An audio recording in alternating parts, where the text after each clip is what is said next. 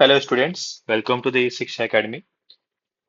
ये क्वेश्चन लिया था हम लोगों ने लास्ट क्लास में, याद होगा आप लोगों को। थोड़ा कॉम्प्लिकेटेड क्वेश्चन था, ये रेजिस्टेंस फाइंड करने वाला क्वेश्चन था। मैंने बताया था इंटीग्रेशन की हेल्प से कैसे सॉल्व करते हैं इसको। आगे देखते हैं। ये एक दो इजी क्वेश्चन है, इजी लेवल का क्वेश्चन, ज्यादा टफ नहीं है। ये रेजिस्टेंस है जिसका लेंथ एल है एंड एरिया है ए। अगर हम लोग इसके लेंथ को डबल कर देते हैं तो रेजिस्टेंस पे क्या इफेक्ट पड़ेगा वो देखना है। तो रेजिस्टेंस का फॉर्मूला होता है R equal to rho L by A, आपको मैंने बताया था। अब प्रॉब्लम क्या है कि लेंथ का तो डेटा दिया हुआ है कि लेंथ को डबल कर देना है। What about area? तो एरिया को हम लोग कोशिश करेंगे कि उसी फॉर्म में लिखें जिस फॉर्म में अपने को डेटा मिला हुआ है, मीन्स लेंथ के फॉर्म में। चलो, आपने ये देखा होगा, पता होगा आपको कि जब भी कभी किसी भी चीज को चेंज करते हैं तो अल्टीमेटली उसका वॉल्यूम कांस्टेंट रहता है। वॉल्यूम का फॉर्मूला होता है एरिया इंटू लेंथ। तो क्या हम लोग यहाँ से एरिया को वॉल्यूम बाय लेंथ लिख सकते हैं? बिल्कुल लिख सकते हैं। तो क्या यहाँ पे जो एरिया है ये वी बाई एल होगा? तो रो एल बाई, यहाँ पे मैं फिर से बता देता, यहाँ पे इसको लिखेंगे रो एल बाई ए, एक जगह पे वी बाई एल। तो rho L square by V आ जाएगा। एंड यहाँ पे ना तो ये चेंज हो रहा है ना ही ये चेंज हो रहा है, और एल को जब डबल कर दिया जाएगा तो डबल का टू का स्क्वायर फोर, मतलब फोर टाइम्स हो जाएगा रेजिस्टेंस। यही अगर लेंथ ट्रिपल कर दिया जाता तो लेंथ का ट्रिपल करना एरिया का वन बाई थ्री होता और रेजिस्टेंस नाइन टाइम्स हो जाता। लेंथ का चार गुना होता, अगर फाइनल लेंथ अगर चार गुना होता इनिशियल लेंथ का तो 16 टाइम्स हो जाता रेजिस्टेंस। लेंथ अगर डबल कर देते हैं तो रेजिस्टेंस आर बाई फोर हो जाता। तो इस तरीके से चलेगा, ठीक है। आप इस क्वेश्चन को देख लेना ध्यान से, इंपॉर्टेंट है और इजी भी है। अब देखो, ये दूसरे टाइप का क्वेश्चन है, यहाँ पे भी लेंथ चेंज किया जा रहा है लेकिन माइनर सा चेंज है। माइनर सा चेंज का मतलब सिर्फ 2% का, मतलब विद इन 5% का अगर चेंज रहेगा ना तो हम लोग एक अलग मेथड से सॉल्व करेंगे। अगर इस मेथड से सॉल्व किए तो अपना तो हालत खराब हो जाएगा सॉल्व करने में, क्योंकि यहाँ पे 0.98 1.02 ये सब कैलकुलेशन करना होगा। चलो मैं करके बताता, देखना ध्यान से अब कितना बड़ा प्रॉब्लम आता है। R equal to rho L by A, ये फॉर्मूला होता है, ठीक है। अब नया वाला जो रेजिस्टेंस है आर एस मान लेते हैं rho L, length is 2% increase, मतलब 1.02 एल, 2% बढ़ने के बाद। लेकिन एरिया क्या होगा? अच्छा, वॉल्यूम का फॉर्मूला होता है एरिया इंटू लेंथ, ठीक है। अब जब वॉल्यूम का फॉर्मूला एरिया इंटू लेंथ, तो हम लोग क्या लिख सकते हैं? A one L one equal to L two L two. A one A है, एल वन एल है, ए टू नहीं पता है, एल टू है 1.02 L. L L cancel, A dash जो आया वो आया A into one point, sorry, A divided by 1.02। तो हम लोग यहाँ पुट करेंगे ए, फिर यहाँ पे पुट करेंगे 1.02। ओह, नहीं नहीं, ये सही नहीं है। ओके, तो इसके लिए एक मेथड है जिसको बोलते हैं एरर मेथड। ध्यान से सुनना, उसको सॉल्व कैसे करते हैं। R equal to rho L square by V, यहाँ से जो मैंने बताया वही यहाँ पे यूज किया हुआ है। ओके, अब देखो, अगर एरर मेथड लगाते हैं तो क्या आर को डी आर बाई आर लिखेंगे, रो को डी रो बाई रो लिखेंगे, एल स्क्वायर क्या इसका two D L by L होगा and D V by V. इन दोनों को मैंने कट किया है, क्यों कट किया है? ना तो मटेरियल चेंज हुआ है तो ये रो भी चेंज नहीं होगा, और वॉल्यूम तो कांस्टेंट रहता ही है तो ये भी सेम रहेगा, ठीक है। तो ये भी zero change. DL by L दिया हुआ है 2% का चेंज है, तो ये दो होगा, टू इंटू टू फोर, मतलब 4% का चेंज। ये इजीली कैलकुलेट हो जाएगा। अभी अगर इस मेथड से चलते हैं ना तो हम लोग भी कैलकुलेटिंग करते रह जाते हैं, और यहाँ आंसर भी आ चुका है। तो आप इस क्वेश्चन को अच्छे से प्रैक्टिस कर लेना, ठीक है। अब देखते हैं रेजिस्टेंस का और रेजिस्टिविटी का वेरिएशन विथ टेम्परेचर। टेम्परेचर के साथ ये कैसे कैसे वेरी करता है वो चीज देखना है। दो टाइप का मटेरियल मिलता है, एक होता है कंडक्टर, दूसरा होता है सेमी कंडक्टर। में भी सेमी कंडक्टर नाम आपने सुना होगा। सेमीकंडक्टर वो मटेरियल होता है जो लो टेम्परेचर पे कंडक्टर, सॉरी, जो लो टेम्परेचर पे इंसुलेटर एंड हाई टेम्परेचर पे कंडक्टर का काम करता है। ये अपोजिट टू द कंडक्टर होता है। कैसे? कंडक्टर में होता क्या है ना, जैसे रेजिस्टेंस है, ओम्स लॉ अपन लोग देखते हैं, या फिर टेम्परेचर का आपने पढ़ा होगा कभी। कि जैसे जैसे टेम्परेचर बढ़ता है वैसे वैसे रेजिस्टेंस किसी मटेरियल का बढ़ते जाता है। रेजिस्टेंस का बढ़ना कंडक्टर के प्रॉपर्टी का कम करना होता है। सेमीकंडक्टर में उल्टा प्रोसेस है। सेमीकंडक्टर में क्या है कि अगर हम लोग टेम्परेचर कम है तो वो इंसुलेटर है, कोई करंट पास नहीं कर रहा। जैसे टेम्परेचर बढ़ गया, करंट पास करना स्टार्ट हो गया है, मतलब उसका कंडक्टिविटी प्रॉपर्टी बढ़ गया है, कंडक्टिंग प्रॉपर्टी बढ़ गया। कंडक्टिंग प्रॉपर्टी बढ़ने का मतलब रेजिस्टेंस घट गया है, और यहाँ रेजिस्टेंस बढ़ रहा है, एकदम उल्टा काम करता है। तो आप याद रखना, यहाँ पे टेम्परेचर बढ़ाएंगे तो रेजिस्टेंस रेजिस्टिविटी दोनों बढ़ेगा, यहाँ टेम्परेचर बढ़ाएंगे तो रेजिस्टेंस एंड रेजिस्टिविटी दोनों घटेगा, डिक्रीज होगा। ठीक है। ये एक फॉर्मूला मैंने लिखा है, कृपया इसे ना देखें, बिल्कुल भी काम का नहीं है। काम का ये जो फॉर्मूला, इस पे ध्यान देना होगा आपको, ठीक है। फिर भी समझा देता मैं कैसे आया ये।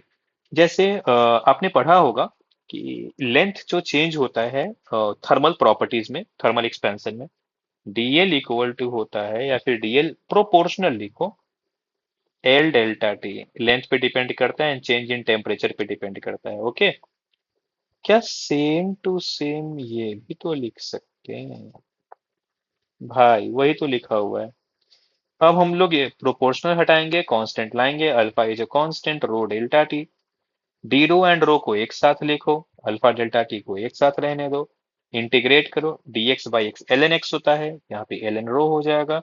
और ये रो फाइनल और इनिशियल लिमिट पुट करेंगे, आंसर आ जाएगा एंड ए डी टी का ए टी।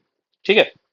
अब रो एफ मतलब रो फाइनल जो होगा, एल एन को वहां पे आप लिखोगे, इधर ले जाओगे तो ई एक्सपोनेंट आता है, ये सब एंटी लॉग लॉग आपको थोड़ा पता होना चाहिए। एक्सपोनेंट आएगा अल्फा टी। ओके। अब यहाँ ये देखो, यही फॉर्मूला मैंने यहाँ पे लिखा था। अब प्रॉब्लम ये है कि ये इसको ओपन कैसे करें, इसके लिए ये पता होना चाहिए, इसलिए मैंने बोला इस फॉर्मूले पे ध्यान मत देना, चुपचाप ये रिजल्ट याद रखो। ये कैसे ये ओपन कैसे होगा? तो ई एक्स का मैथमेटिक्स का टॉपिक है एक्चुअली, एक्सपेंशन बोलते हैं इसको, एक्सपोनेंट का। 1 + x square by 2 factorial x cube by 3 factorial. Okay. अब प्रॉब्लम ये है कि अगर ये बहुत ही स्मॉल चेंज है तो हम लोगों को ये बहुत छोटा नंबर मिलेगा, ये और छोटा नंबर मिलेगा, इसके बाद और छोटा नंबर मिलेगा, लेना पाप है, इसको छूना ही नहीं है। 1 + x तक सीमित रखना है इसको। तो 1 + x जब पुट करेंगे x के जगह पे तो अल्फा टी है, तो 1 + अल्फा टी। टी मतलब चेंज इन टेम्परेचर। ओके। सो यहाँ पे ये फॉर्मूला मिल गया। ये जो फॉर्मूला है ये हर एक टेम्परेचर चेंज के लिए काम आता है, हेवी हेवी चेंजेस के लिए काम आता है, लेकिन यहाँ पे ये स्मॉल चेंज के लिए हम लोगों को स्मॉल चेंज ही दिया जाता है भाई, ज्यादा टेंशन नहीं लेना, ठीक है। अब देखो भाई, यहाँ पे रो तो हो गया, रो से अगर हम लोग रेजिस्टेंस लिखे, R F equal to R I 1 + alpha delta T. Problem ये है कि रो तो होता है आर ए बाई एल, जैसे आर होता है रो एल बाई ए, वैसे यहाँ पे है। दिक्कत यह है कि टेम्परेचर से रेजिस्टिविटी तो बढ़ता है, एरिया भी तो बढ़ता, लेंथ भी तो बढ़ता। ये सब कहाँ गया? डायरेक्ट ऐसे कैसे लिख सकते हैं हम लोग? तो यहाँ देखो इसका रीजन लिखा हुआ है, मे बी स्टेटमेंट टाइप के क्वेश्चन में ये आ जाए कि expansion for length and area are negligible. पढ़ा होगा आप लोगों ने थर्मल एक्सपेंशन में, 10⁻⁴ 10⁻⁵ इस रेशियो से जाता है ये।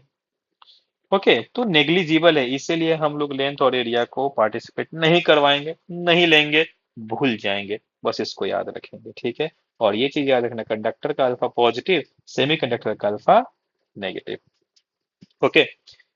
और दूसरी बात यहाँ पे, डी रो बाई रो, अगर अल्फा वेरिएबल है, एक्चुअली में अल्फा वेरिएबल होता है रियल लाइफ में देखा जाए तो, लेकिन हम लोग लेते नहीं है। अल्फा अगर वेरिएबल है तो ये फॉर्मूला यूज किया जाएगा कि कुछ नहीं, बस यहाँ पे ये इंटीग्रेशन है और कुछ नहीं। लग रहा होगा ये टफ है, बस यहाँ पे इंटीग्रेशन किया और कुछ नहीं किया भाई, बाकी सब कुछ सेम है। ठीक है। ये क्वेश्चन लिया है मैंने, दो मटेरियल है। ओके। दोनों मटेरियल का अपना अपना रेजिस्टेंस है, दोनों सीरीज में है। इसका है रो ए alpha A, row be alpha B. बोला गया है कि रिलेशन बताइए आप इन सब में सच दैट कि आर नेट मतलब इक्विवेलेंट रेजिस्टेंस टेम्परेचर पे डिपेंड ना हो, मतलब टेम्परेचर बढ़ेगा तो इसका आर इक्विवेलेंट सेम ही रहेगा। ऐसा कैसे हो सकता है? एक तो कंडक्टर रहेगा अगर, तो उसका रेजिस्टेंस बढ़ेगा, या सेमीकंडक्टर रहेगा तो उसका रेजिस्टेंस घटेगा। ये बोल रहा है कि सेम रहना चाहिए, इसका मतलब ये है भाई कि एक कंडक्टर है, एक नॉर्मल रजिस्टर है, और एक है सेमीकंडक्टर। इसलिए एक का रेजिस्टेंस बढ़ेगा, दूसरे का रेजिस्टेंस घटेगा, और दोनों फिर से नेट सेम रखेगा। तो आप याद रखना ये चीज।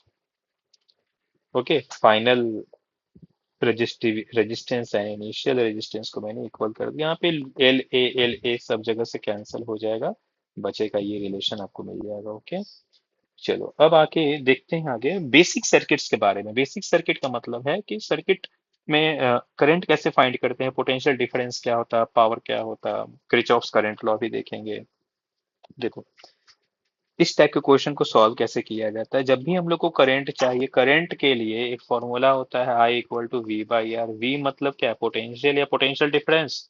पोटेंशियल डिफरेंस का मतलब क्या होता है कि अगर कोई रेजिस्टेंस है तो इसके इस तरफ का और इस तरफ का पोटेंशियल पता होना चाहिए। सपोज करो यहाँ पे है वी ए और यहाँ पे है वी बी, तो हम लोग को delta V A minus V B लिखना होगा।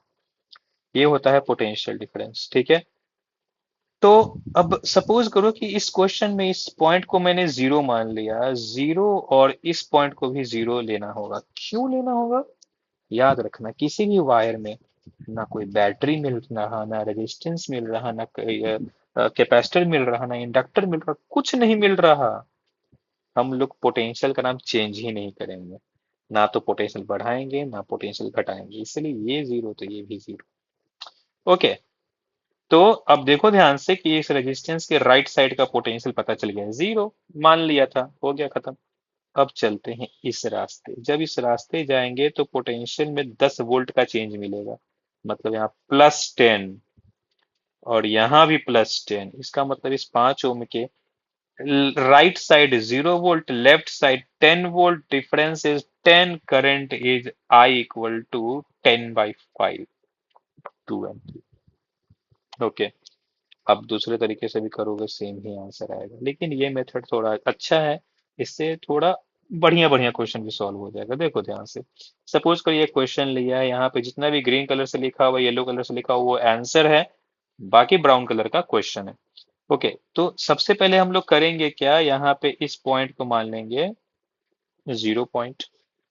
ये पॉइंट जीरो कुछ नहीं है, जीरो कुछ नहीं है, जीरो। समझ में आया क्या, यहाँ तक जीरो हो गया, ये जीरो है। ऊपर गए तो नेगेटिव, मतलब 8 वोल्ट का पोटेंशियल घट रहा है, -8। यही बैटरी उल्टा लगा रहता तो +8 लिखते हैं, फिलहाल -8 लिखे। ये जीरो, हम लोग इस रास्ते चलें तो 10 वोल्ट का पोटेंशियल बढ़ रहा है, 10। क्या इस रेजिस्टेंस के अक्रॉस दोनों वोल्ट पता चल गया, एक है -8, दूसरा है 10, मतलब 18 वोल्ट का डिफरेंस है, 18/2, 9 एम्पियर। ठीक है, एक का करंट पता चल गया। आप देखो ये 10 और ये जीरो तो पहले से ही पता था, तो क्या ये 10 वोल्ट और 2 ओम 5 एम्पियर बनेगा, बन जाएगा। हम लोग 10 वोल्ट से इधर चलेंगे तो 4 वोल्ट कम हो रहा, 6 वोल्ट पे पहुंच जाएंगे। तो एक तरफ का 6 वोल्ट, दूसरी तरफ का 0 वोल्ट, अपॉन 2, 3 एम्पियर आएगा। क्या सबका करंट धीरे धीरे आते जा रहा है ना। तो इस तरीके से इस टाइप के क्वेश्चंस को सॉल्व करना होगा। ओके, चलो, तो इस वीडियो को यहाँ तक रोकते हैं।